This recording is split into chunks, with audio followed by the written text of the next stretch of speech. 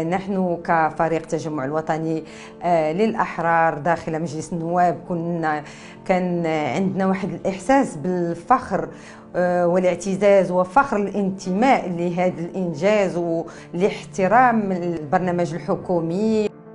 هذه الدورة عرفت تفاقم العديد من القضايا الاجتماعية، وهذه القضايا الاجتماعية اللي كانت كتخص ملفات مهمة كالجفاف، التعليم، الصحة، واللي فيها كان أكثر من 360 سؤال آني اللي جاوبت عليه الحكومة.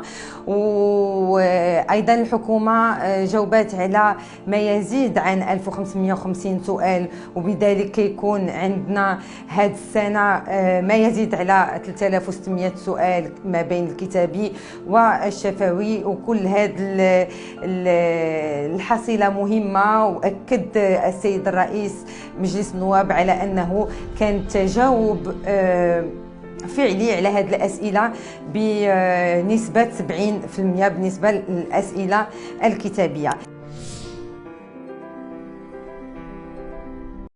ما تنسوش ديروا ابوني لاشين وتفعلوا زر الجرس.